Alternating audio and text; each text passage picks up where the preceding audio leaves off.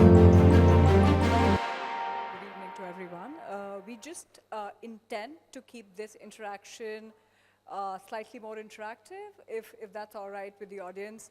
I've been a part of the audience for a while now, and I think we'd also like to hear your views on the topics that we are discussing here. And we just kind of met Mr. Pavan Dugal outside as well. So, there are people who have, knowledge which is, different for each one of us. So let's kind of share knowledge, and make the most of today's session. We're only hoping that we'll be able to go back home today with, slightly more information than we had before we started, to kind of come here today evening. Hey, thank you so much for being here, all of you.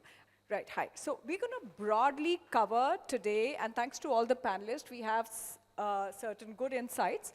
We're going to broadly cover, the AI and Gen AI, particularly in the context of cybersecurity.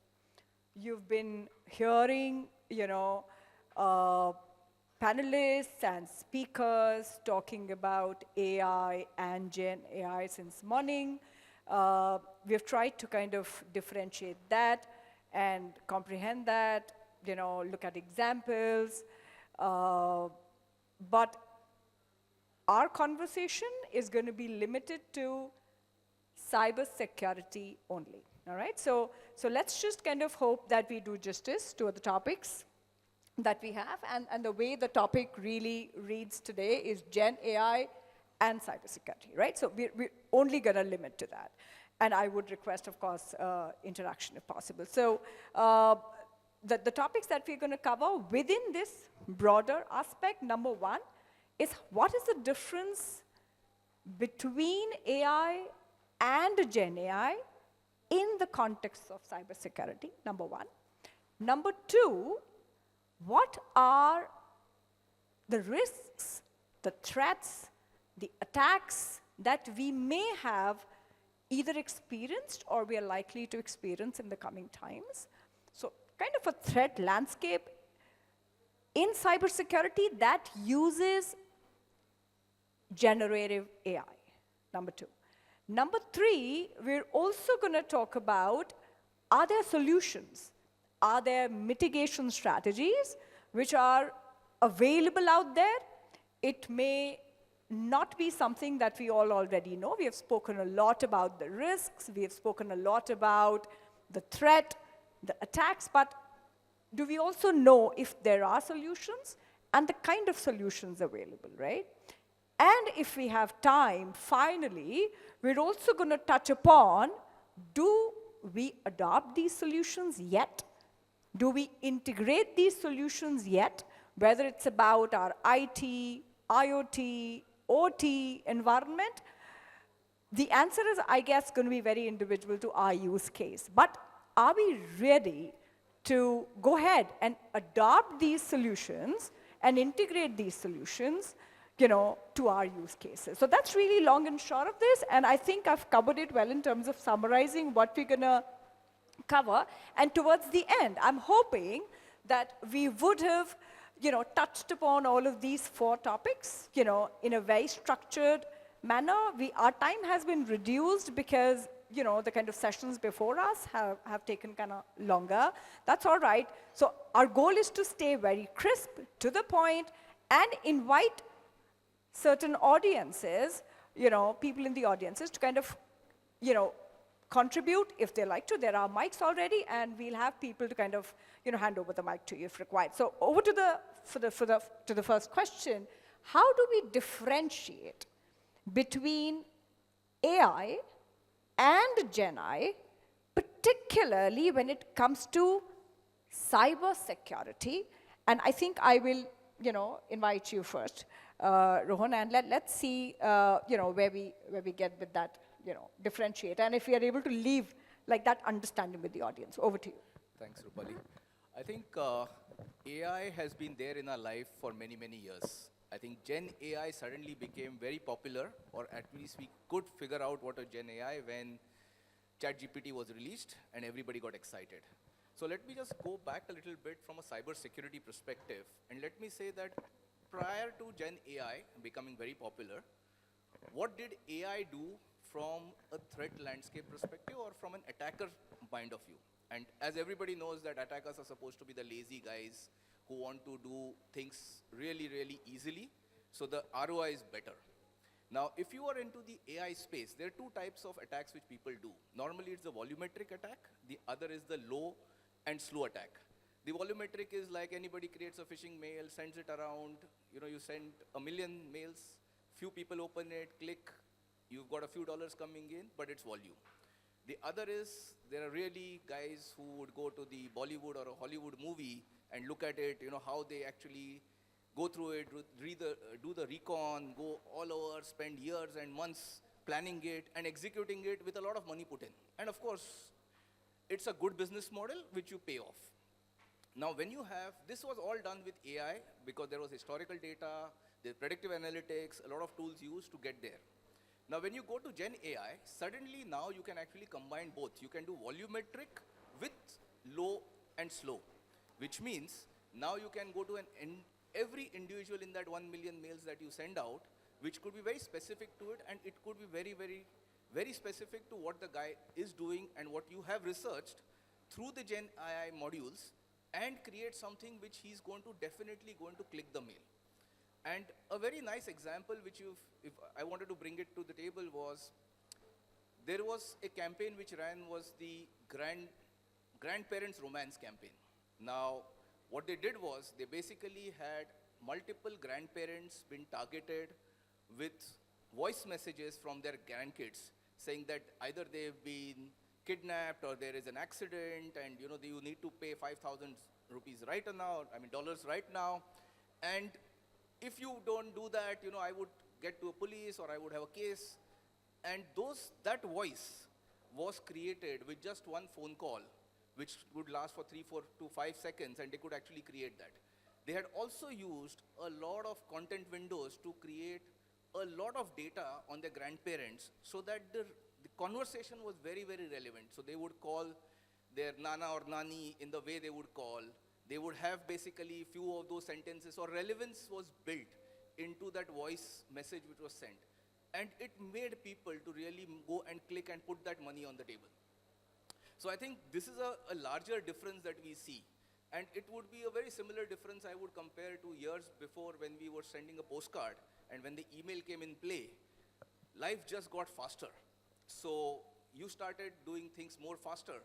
And that is what we're experiencing, especially in the cyber world, in the cybersecurity world, when you've got Gen AI coming in. Thank you so much. And I think that was an awesome example. And trust me, the only differentiator here, which is to be kind of looked at, is the voice which was generated. So the difference between an AI and a generative AI here is the creation of the voice based on the sample voice data of, say, about a few seconds. That's generative AI, right? I think, Ritesh, you had a point as well, right? Thanks, Roopali. So I concur with what Rohan mentioned. AI, at least in the cybersecurity space, has been there for over a decade. And we have been using it. So I'll add a little different color to what Rohan mentioned, just to explain it a little better. So AI see it as a traditional model, which largely depended upon machine learning and deep learning. From a cybersecurity perspective, we would have models built up which would help us protect against some predicted malware attacks. So it was basically behavioral intervention. Now you have database available. AI through ML and DL was available to different organizations, individuals, to protect at a very basic level, a malware attack. Now, in comes in Gen AI. What Gen AI is able to do is that the biggest difference is that it builds on those machine learning and deep learning formats and creates synthetic data models. And it is those synthetic data models which could be then leveraged, again from a cybersecurity perspective, to create a real network, but which is actually a fake. So it's a model which is real from a cyber criminal perspective, but it's actually been created now in a fake environment. so that again it misleads the cyber criminal and the attack doesn't come in. I don't know if that helped, but I thought I'll No, just thank add you a so little much. Of color course to it what Rohan does. said. So we're not going to, all of us are not going to talk on all the points, but just in case there's a point from the audience, I'll just take it in a second. I'm just going to ask quickly, Rahul, Ritesh, Chitij, in case you, sorry, Chitij and Raghav, in case you have a point in this question, you can make it. Otherwise, we'll move to the audience. Yeah, I mean, I have to concur with my esteemed panelist. See, the AI is very good at pattern recognition. So earlier, attacks mimic the patterns, but now with the whole generative piece, there's a lot of things that generative AI is causing concern, mostly around whether you clone the voice, whether you clone, or whether you do deep faking. There have been a lot of scams, telephone scams, or even KYC scams that have already caused millions in damages. So yeah, that threat is very true. But having said so, it is something that can be overcome with the right set of systems in place. Sure, we'll cover that in the threat mitigation. Rahul, I think you have a point to make. Yeah, so I think I'll take two examples to make understand all the non-technical people that what exactly is the difference between AI and Gen AI. I'm sure you are all familiar with phishing emails, right? I'll give you one use case where with the use of, so normal AI is basically I'll put a login link and it create a similar type of a login page of that company. And now I have to send it to an individual who is a high profile person in the company who carry the most sensitive information, maybe especially from the finance department. And they are the most non-technical people, but carry the most sensitive information. So what they will do, a criminal will do is they will go to that person's Facebook profile. Usually our social media profiles are public and you don't see that there is a timeline on top of that. You can go as down and possible in your Facebook and all your post, all your text, which is publicly available. So with the help of generative AI, they will scrap that content and take a personality content out of that and then tell Gen AI, can you, on the basis of this data set, which is publicly available on the habits and liking of that individual, can you create a personalized email, give me 10 emails and let me choose one from them.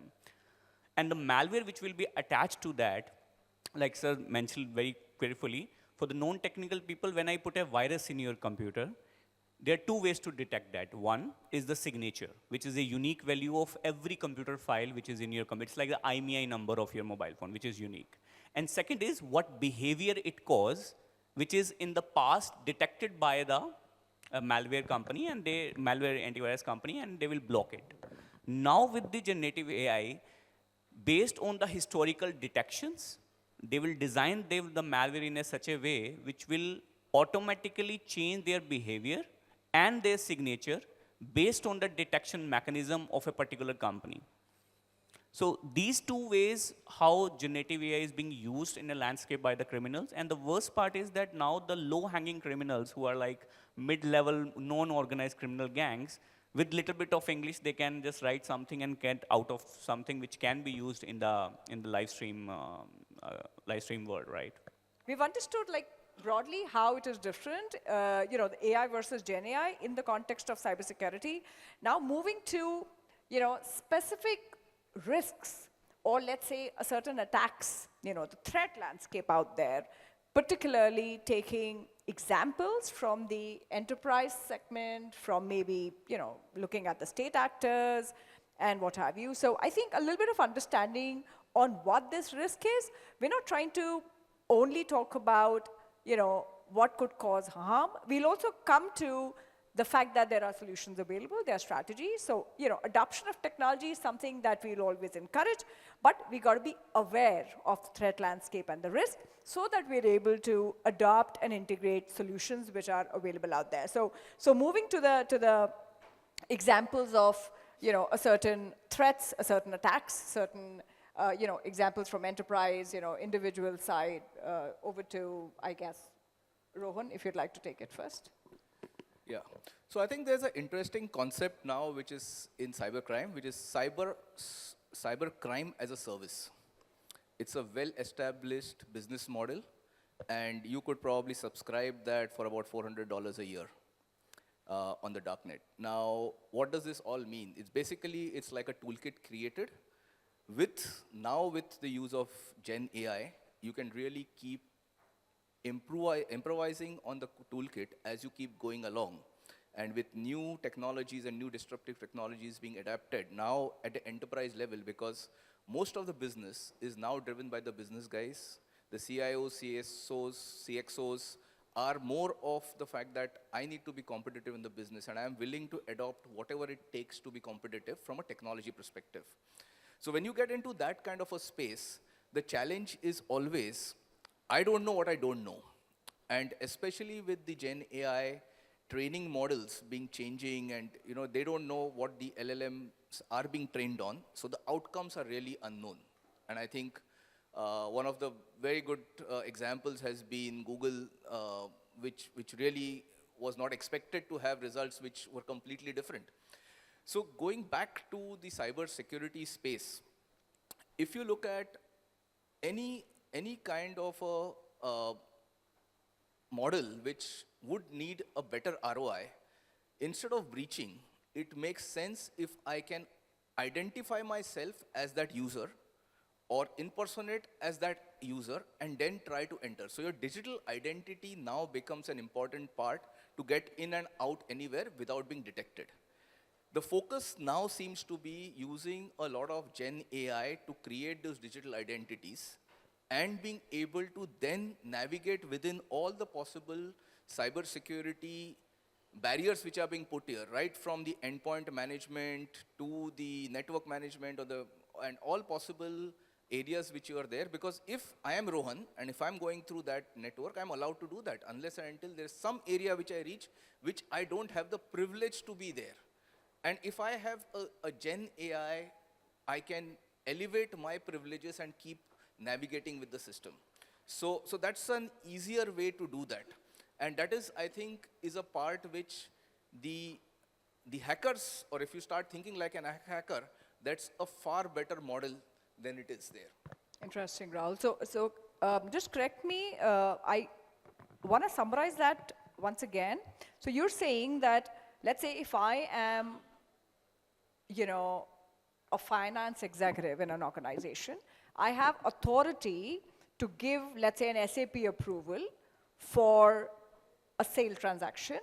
Now, that authority, if it is transferred to somebody who's actually creating my, profile, generating it through AI, now that authority has already passed to somebody. So there is no point that I'm saying that, hey, this is the access given to me, so I'm the one who uses it. Now generative AI can actually create my profile and use that authority. Is that what you're saying?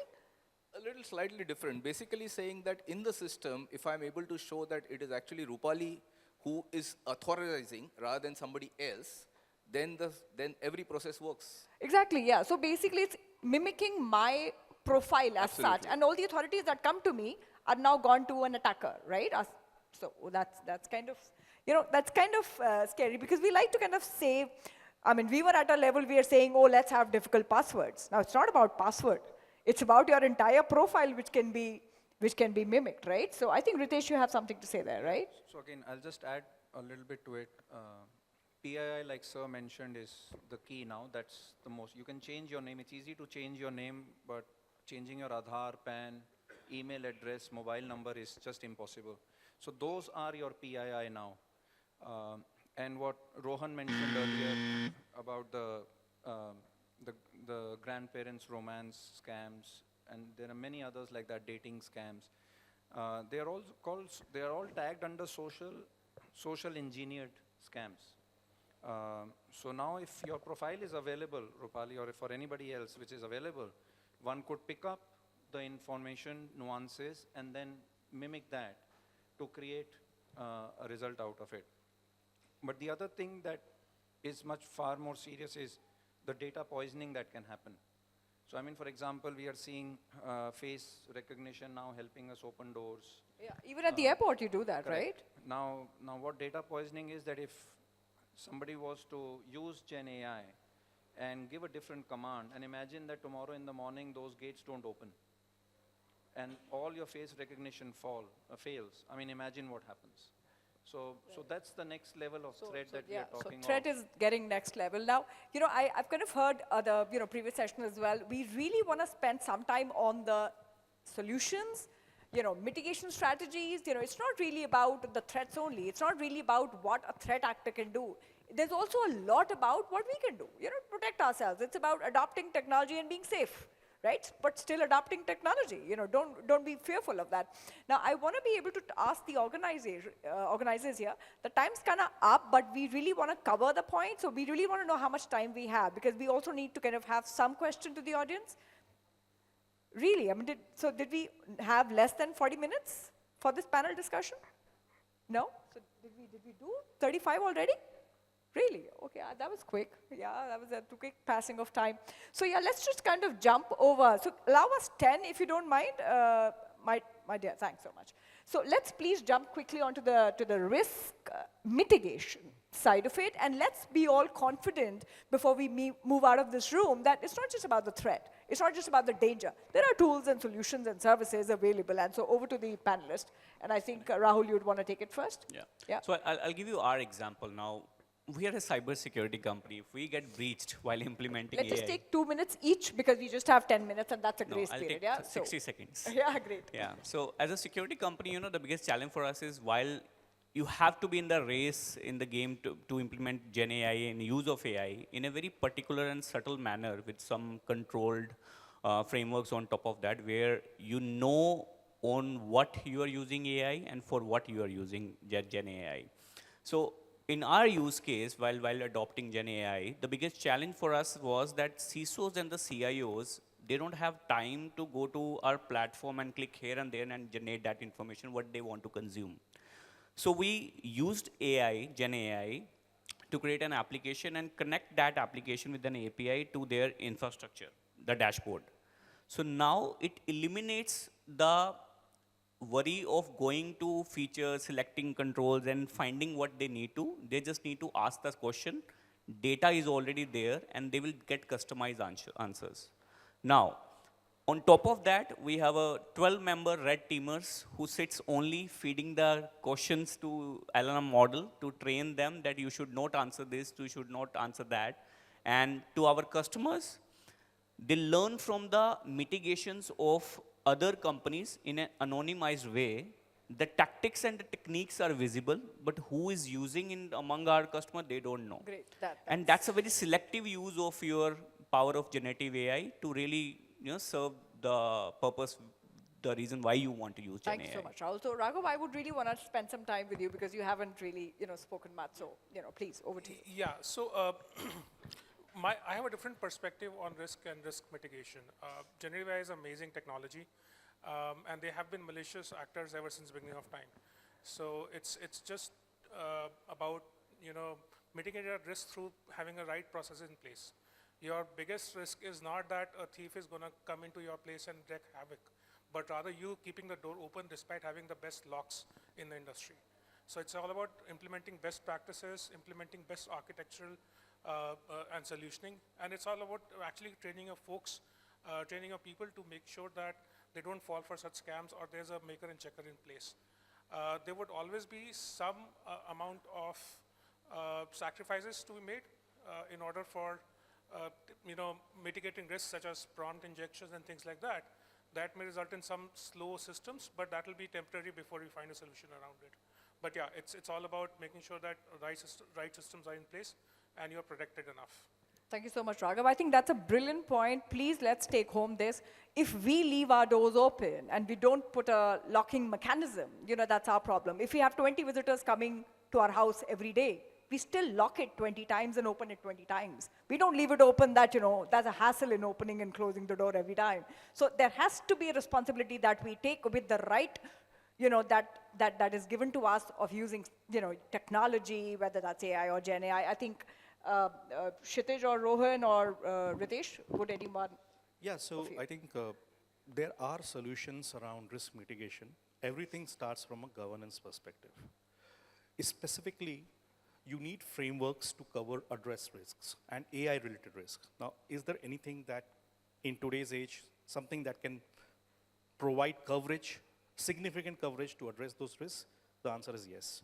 You have NIST AI Risk Management Framework, along with MITRE Atlas, and not to forget the recently released ISO 42001 AI framework. All of these frameworks currently have the capability to be used in tandem. You cannot use any particular framework in isolation. When you use them in tandem, you can provide significant level of customer assurance. That's one part of it. The other part of it is you need tools, for example, detecting data poisoning related attacks on a particular model. There is a particular company known as Protect AI, which has open sourced some of these tools in the public domain, something called as Model Scan, which can actually detect, data poisoning attack or malicious code related things, malicious code related traces in your data model, in your specific AI model. And then the other part is how do you detect prompt injection attacks? So Protect AI is also delivered in this area, and there are a couple of other tools also, even proprietary and open source tools in the market that can address these risks. But it starts from a governance perspective first. Thank you, Chitij. So are we good, or you'd like to say something, Rohan? Yeah, I mean, I'll just put the human aspect to all this generative AI. I think all said and done, don't take everything what Gen AI gives you, because there is still a validation. You can have a fabricated story which comes out of it, so validate from a human perspective. So I think that's a human in the loop. And I would say a small message saying, like you have common sense, have an AI sense, and I think that would really help. Take a step back and figure out whether it's really my grandson calling me, or is it my wife calling me? Will she call me at this time? I think it's a little of your common sense which you use for AI sense, which will make your life much safer. Great. So I think we'll wrap it up. And finally, just 4 things. There is risk, yes, we understand, but there is a framework available, there are solutions available, and finally, we're all human. We have our own intelligence. Let's just use it, right? So thank you so much to all the panelists and to the organizers. We're wrapping this session. Sorry we couldn't keep it as interactive as we would have liked to do, because there's time constraint. And but anyway, thank you for your participation and patient listening to our session. Thank you.